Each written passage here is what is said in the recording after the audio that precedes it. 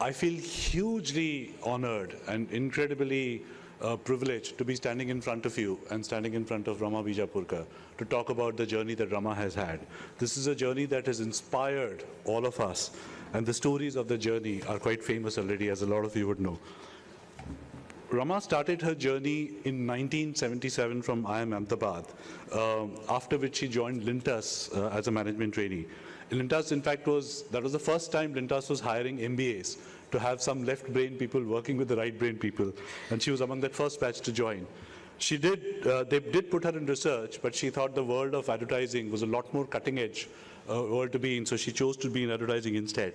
However, within a year, she was desperate to get out of that and get back and get into research, and that's how she found a job, found a role at Pathfinders within Lintas. She spent a few years there, but sorry, I'm reading here. So she spent about 4 years learning the ropes of the research, but then a call came, and she learned that Shilu Chattopadhyay of IMRB, Subhas Chakravarti from Rediffusion, and Devi Basu was setting up an agency called Mode in Calcutta, and they wanted her to lead the Bombay branch. And that's how, at the age of 25, she was the head of a branch of an agency. Let's hear from Preeti Reddy, who has worked with her at that point in time. Can we have Preeti's video, please?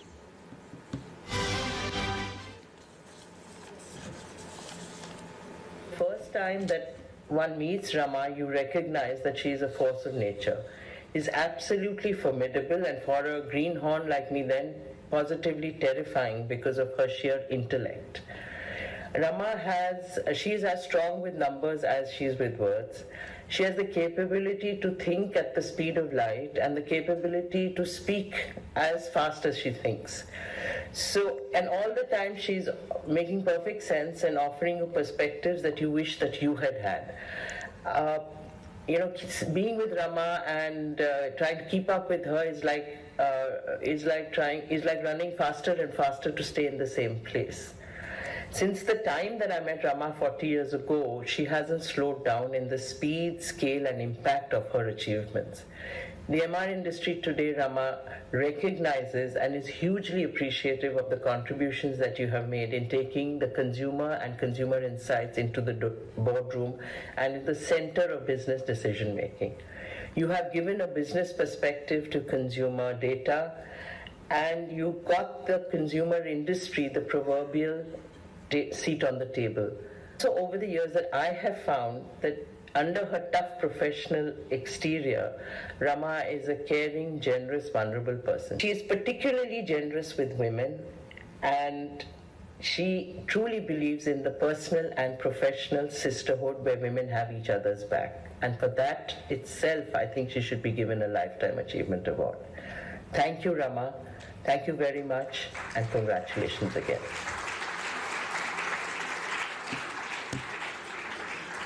After about 7 years at Mode, Shanu Sen of HUL, or HLL as it was called then, came knocking at the door, asking her to help them. In typical Rama style, if you know her, she told them that I can't handle your straitjacket and you can't handle my irreverence. And in her own style, she managed to negotiate what she calls the insider-outsider role, which is basically a full-time consultant. She dived right into the war with Nirma at that time and helped develop the business low-cost detergent model in the form of Wheel. Mid-80s were quite an exciting period, pre-liberalization, and a lot of exciting things were happening in the market. Wanting to be part of that action, she joined MARG and set up the marketing consulting practice with Professor S.K. Bhattacharya. She ended up being the deputy managing director at MARG and was frequently presenting papers at different seminars, including at MRSI. She was, in fact, among the first people from India to be regularly present at SOMAR annual conferences, where she would be on the crusade of why market research needs to be more of a problem-solving function than problem-solving and decision-making function, rather than being their old worlds of tools and techniques. She did move a couple of times during that time back to HUL to develop the low-cost food business model in the form of Annapurna, worked with McKinsey, but she always was seeking consumer in the business strategy, and hence she set up her own consulting practice. We are going to hear from a couple of people, Suresh Narayanan of Nestle and Vinita Bali, formerly of Cadbury Schweppes and the Coca-Cola company, about Rama. Can we have those videos, please? For a consumer marketeer, understanding the consumer holistically in terms of all the nuances, in terms of research, in terms of techniques, is probably the most important dimension. And yet, there are very few people, I repeat, very few people in this country who truly understand the consumer in all his or her dimensions. I am therefore delighted that the Market Research Society of India has decided to confer its lifetime award on one such person who I would count as probably the most knowledgeable on the consumer in our country, from decades of experience and from decades of exposure to the marketing function and to the research function. I'm delighted that Rama Bijapurkar is getting this lifetime award. I have known her as a professional and deeply respect her. I have the highest regard for her as a human being, one of the best humans that I know. I've also had the privilege of having her on the board of Nestle India, and her invaluable contributions to understanding the consumer and the journey are still being talked about. Congratulations, Rama, on this unique honor and on this very well-deserved honor for someone like you who has done so much for the market research and insight profession in this country. So much that we can talk about it for decades. Congratulations, Rama, and great choice, MRSI.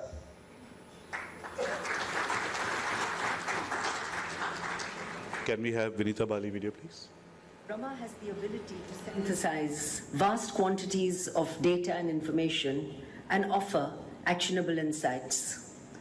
Her probing intellect, understanding of business models, and the capacity to challenge status quo have greatly benefited brands and businesses she has worked with. And I speak with first-hand experience in both Cadbury as well as Britannia. Congratulations, Rama, for this well-deserved honor, and thanks to MRSI for recognizing her amazing talent.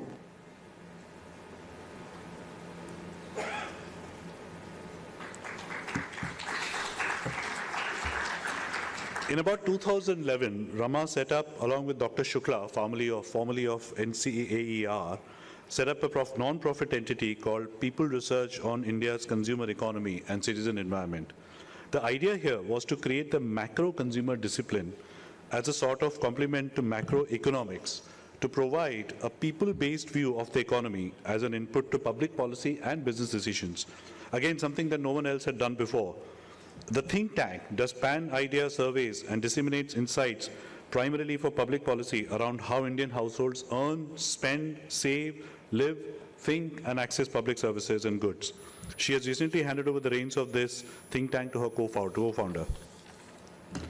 Rama is also quite a well-known teacher at IIM Ahmedabad. She taught the Hallmark Market Research course MRIS at IIM Ahmedabad for about 15 years in 80s and 90s. Post-2000, in keeping with the new area of work, she set up another course called Customer-Based Business Strategy, which still runs at IIM Ahmedabad. She also started a new course 3 years ago with 3 colleagues called Driving Better Business Decisions Through Advanced Consumer Insights and Sense Making, which has different interesting modules on neuroscience, one module on anthropology, and one module on big data, and driven with a common project with a common business problem. We're now going to hear from a couple of people, Sudhir Sitapati, CEO of Godrej Consumer, and Dr. Anish Shah, Managing Director and CEO of Mahindra Group, who have been her students in the past. Rama is really the mother of market research in India. And I have 2 examples at very different times in my career of my interaction with her. First, she taught us a course called EMRIS at IIM Ahmedabad. And I remember the focus with which she dealt on problem definition versus problem solution. We all went in thinking that market research is a tool for problem solution. And she actually kind of told us that market research is a tool for problem definition. And my second sort of moment of interaction with her, which really kind of shaped life, is I remember reading her book, We Are Like That Only, in which she had mentioned that the only thing that mums in India value more than educational prowess of their children is the display of values. And this sort of thought was the kernel that went behind Dirt is Good in India. So both as a teacher and also as a writer, she's had a profound impact on me as a person. I've known her for many, many years in many capacities. And I can't say, she's a guru to me, and I can't say how happy I am that she's getting this award. Thank you so much, Rama, and thank you for everything that you've done for the market research industry. Rama Bijapurkar was my professor at IIM Ahmedabad, and I've therefore known her for many years. She was truly a pioneer for market research in India, and the discipline that she brought in has really helped a very large number of companies and entrepreneurs over the years. I still remember her book, We Are Like That Only. Rama's helped us tremendously on the Mahindra Finance Board, and her questions are always very insightful and really focused on what the consumer wants. One of her favorite sayings is, don't think about what you want to do for the consumer, but think about what the consumer really wants, and that will give you the answers. And really pushes our teams to try and get to that level of insight. So it's truly awesome to see Rama get this award today. Rama, our very best wishes, and this is very well deserved. Thank you. And it doesn't end here. She's an author too. We've all literally grown up reading the books that Rama has written. Some of the things get quoted from her book quite often, from her books quite often, because they bring out the quirkiness of the Indian consumers and explaining why we consume, as Indians consume products the way we do. She also writes very regularly in columns and blogs, and I'm sure all of us have heard her talking about what the complex economic numbers really mean, particularly after the economic survey is released. So, ladies and gentlemen, Lifetime Achievement Award winner of 2022, Rama Bijapurkar. I hand it over to Mitali. Thank you, Manish, for sharing with us the life path of the charismatic and iconoclastic Rama Bijapurkar. May I request Sudhir Sitapati, MD and CEO Godrej Consumer Products, our past president Praveen Tripathi, and Manish to please hand over the award to Rama. Rama, please.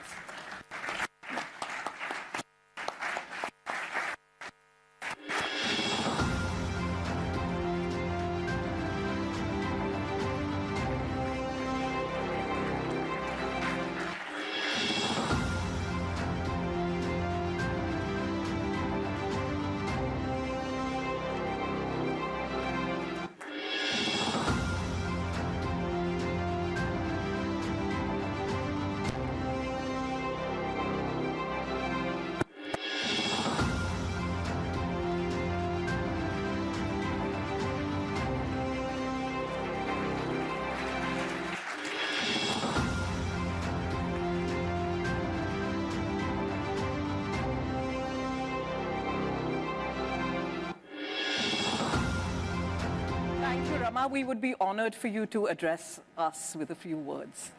Yes.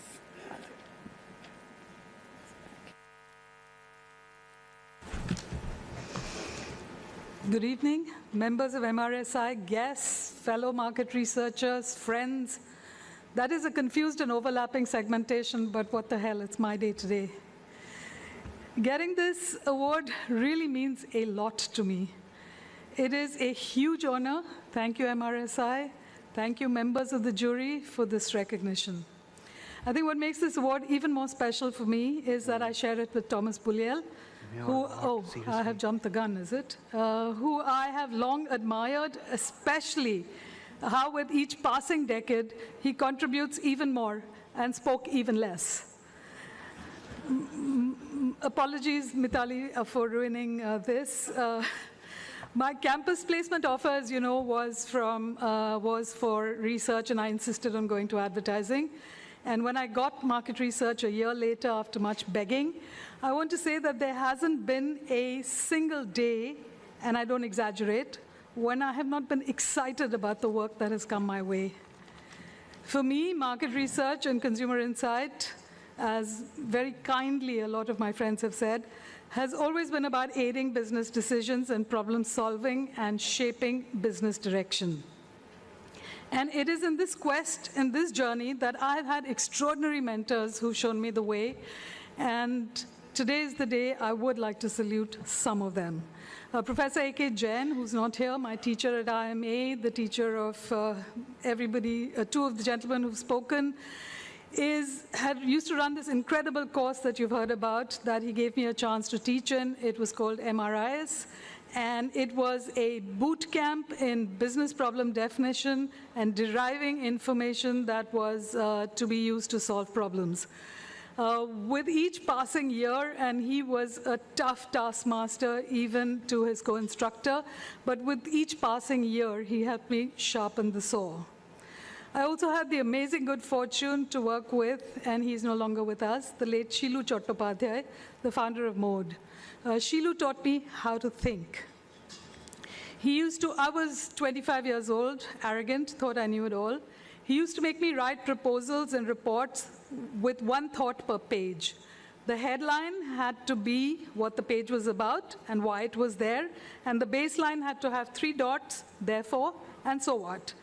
If you handed him a document, he would read the headlines to check analytical rigor, and he would read the baselines to check depth and coherence of the answer that you were producing. If the page was fluff, it went to the dustbin, and many a time, I've had a document read by him with no pages left at the end of his reading. One day I was drowning in tables, and it's hard for this audience in this mahal to know that in those days we had these large computer sheets and printouts that came from the mainframe, and I was struggling and drowning with it. And he said, "Will you just go to the next room, leave all your papers behind, and come back?" I did that, and he said, "Okay. No toys, no crutches. Tell me what it is in this data." I struggled and said something, and I thought it was a pretty good answer, and he just looked at me and said, "You told me what you found, now tell me what you learned." I felt murderous at that time, but truth be told, he laid the intellectual foundation on which the rest of my work has been built. Learning comes in many ways. It comes from clients. The more demanding, the better, though it sometimes feels like that unnecessary trial by fire you don't really need. But it also comes from, and I've had my fair share of demanding clients, but it also comes from learning, and new ideas also come from all the people the co-workers, the people who you work with, the people that you discuss issues with, on projects and so on. And there are so many people who have contributed to this. A lot of them are sitting at the table there. And it's a really, really long list. So yesterday I was thinking about it, and I thought it was a little bit like how I feel or how anyone, I guess, feels when you stand in front of your large library and you look at all the books that you've read, and then you have this realization that all the thoughts that you thought were actually yours are probably some synthesis of everything that somebody else said that you probably read. And then if I had to divide my career, there is definitely two strategic eras, pre-Marg and post-Marg. Marg equals T2 and Dorab. Marg opened doors for me to meet and learn from globally acclaimed researchers in all fields. There were qualitative research, there was semiotics, there was simulated test market modeling, there was advertising testing, and lots more. In addition, it just gave me a world that I don't think I would have had exposure to any other way. And most important of all, it gave me confidence. Marg marketed the hell out of me, and thank you, Marg, for that. So there was before Marg and after. T2 in particular pushed me to publish papers, which I had never done before, and he showed by example what endless forward movement was. When he came into the office in the morning and he said, as he often did, "I was thinking last night," I would shudder, not knowing what it was that would land in your lap that he thought about. But it was out of this that new and different things always came up. So Thank you, both of you at this table. From foundations like these, going further afield and pushing the envelope in different areas was not difficult. Thank you, God, for the fantastic people you put into the same train compartment as me in my career journey. And I wish all you young people here have the same good fortune as I've had on this count. I must confess that the MR industry in the 80s, in fact, I'm blown away when I see this because the industry in the 70s and the 80s was a hard place to be. Long hours, low resources, meager billing, lots of traveling, horror of horrors, no email, no cell phones, and in my case, home and office merged into one whole so that I could just manage to hold my life together. My late husband Ashok and my daughter Aparna bore the brunt of it at home. I wish she were here today, but I'm very glad that Aparna is. So this award, Aparna, is as much mine as it is Dad's and yours. Thank you, MRSI. My heart is full and my heart is singing. Thank you very much.